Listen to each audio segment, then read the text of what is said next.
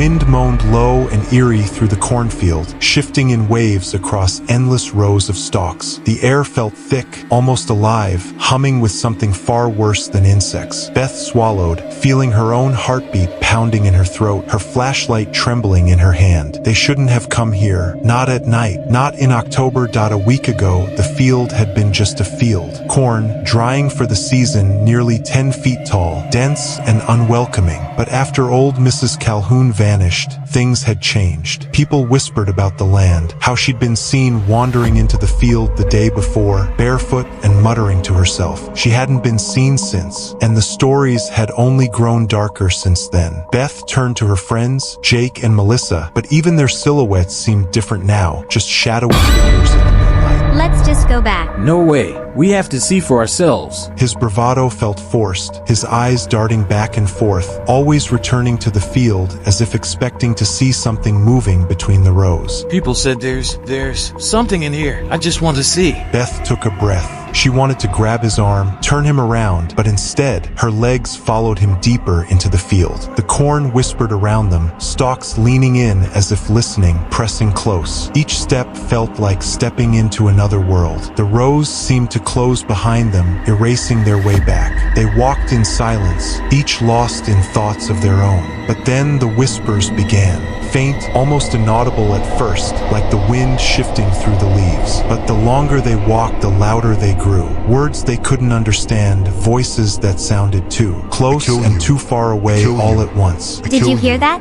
Jake and Melissa froze, listening. There, from somewhere ahead, came the unmistakable sound of footsteps, a slow, dragging sound that seemed to come from everywhere at once. Someone else is here. They stood rooted in place, listening, their breaths coming fast and shallow. The footsteps drew closer, still hidden by the walls of corn. Beth's skin prickled, the hair on the back of her neck standing up. Then, a flash of something dark slipped between the stalks just ahead. A shape, twisted and wrong, moving slowly, deliberately. Beth stifled a gasp. Let's go! Now! But as they turned to leave, the path behind them was gone, closed off by walls of corn. The rows stretched on, identical in every direction, a maze that had trapped them without their noticing. The footsteps were closer now, echoing louder and louder until they were all around, coming from everywhere. Jake's flashlight flickered, and Beth saw the panic on his face, the confidence he'd tried to fake melting away.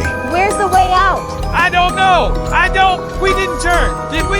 The flashlight flickered again and went out. They were plunged into darkness, the voices louder, nearer, and now clear enough to make out fragments of words. Never leave this. Beth's breathing came fast, jagged, her pulse thundering in her ears. They were closing in. She could feel it, the strange shapes in the corn. Her legs felt like lead rooted to the spot, even as every instinct screamed to run. Then came the laughter, high-pitched, like children playing, but twisted, hollow. Shapes emerged from the corn, surrounding them, thin figures with eyes that glinted in the moonlight. They didn't move like people. Their limbs were too long, bending wrong, faces stretched into unnatural grins. One figure, taller than the rest, stepped forward, extending a hand. His voice was a rasp, like dry leaves scraping together. Stay with us. Forever. The figures moved closer, closing the circle, the corn shifting behind them as though alive, sealing the three friends in. The last thing Beth saw before the darkness swallowed them was the glint of something sharp, something hungry, and then silence. The darkness felt endless, pressing down on them, thick and suffocating. Beth strained her ears, barely breathing, waiting for any sound to tell her the creatures had gone. But silence filled the field now, deep, unnatural silence. Then, just when Beth dared to breathe, a hand grabbed her wrist. She stifled a scream as Jake's face came into view, dimly lit by the moon filtering weakly through the corn. He was whispering, though his voice was frantic. Beth, we have to get out of here. She She nodded, her heart thundering, but Melissa was nowhere in sight. Beth's stomach clenched. Where's Melissa? She was here a second ago, then she just disappeared. They froze at the sound of faint, echoing laughter coming from somewhere deep in the field.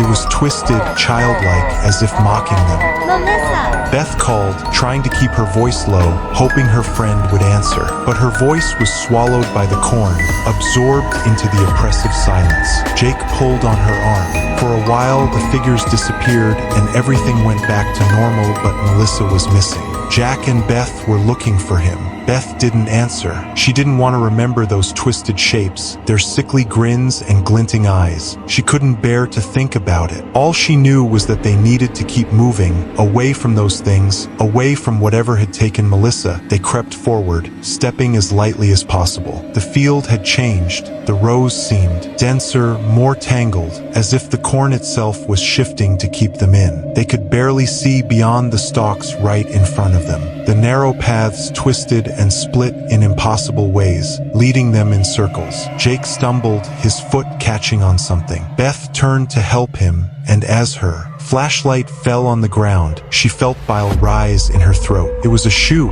a muddy, worn sneaker lying in the dirt. Melissa's sneaker. Beth, she was right here. She was. We have to keep going. We'll come back for her, I promise. But if we don't get out now... But even as she said it, she could feel the field closing in, as though it could sense their desperation. The air felt heavy, each breath harder to pull in, like the field itself was trying to suffocate them. They pressed forward, and the whispers returned, soft at first, then louder, overlapping into a tangled, maddening hum. The words were clearer now, hissing and rasping around them. This way, come, stay forever. A shadow shifted nearby, then another, moving parallel to them through the rows. Jake's grip tightened on her hand, and Beth could feel his entire body shaking. She glanced at him and saw a tear trailing down his cheek. The bravado was gone, only raw fear remained. They stumbled forward, feeling as though they were walking in circles. The corn seemed endless, towering around them, blocking out the moonlight, narrowing the paths until they felt more like tunnels. The shapes moved with them, sometimes darting just close enough for Beth to see glinting eyes or a flash of a twisted, too-wide smile. Once, she thought she heard Melissa's voice whispering her name, but when she called back, there was only silence. Then the whispers became screams, agonized, piercing screams that echoed all around them. Beth covered her ears, trying to block out the sound, but it was as if the screams were inside her head, clawing at her mind. She looked over and saw Jake stumbling forward, hands pressed to his ears, his face twisted in terror, and then he was gone. One moment he was next to her, and in the next, the corn closed around him, pulling him into the darkness. Beth reached out, grasping desperately at the place where he had been, but there was nothing, just empty air and whispering stalks. Jake!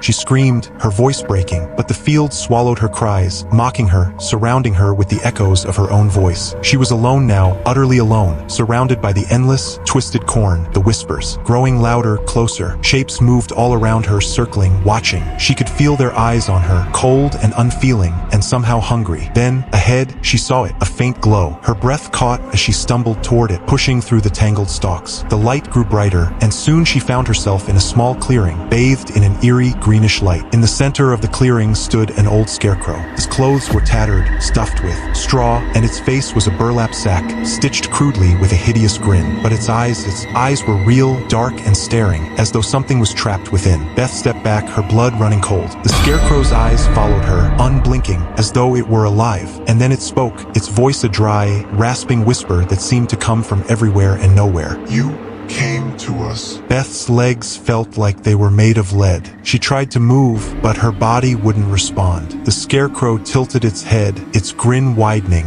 and the whispers around her grew louder, echoing its words. Stay with us. Become one of us. The corn rustled, and Beth felt something cold and thin wrap around her ankle. She looked down and saw roots, dark and twisted, crawling up her legs, pulling her down. She struggled, but the roots tightened, burrowing into her skin, wrapping around her arms and torso, binding her to the ground. The scarecrow loomed over her, its eyes gleaming with a dark, unnatural light. Beth's heart pounded, her breaths coming in ragged gasps. She tried to scream, but the roots wound around her neck, silencing her. And then she felt it, a strange, creeping sensation, like something crawling inside her, filling her veins with cold. Her vision blurred, the world fading to shadows and whispers. The last thing she saw was the scarecrow's grin, wide and gleeful, as it reached out, pressing a hand to her chest. The whispers grew louder, filling her mind, drowning her thoughts. She could feel herself slipping away, becoming part of the cornfield,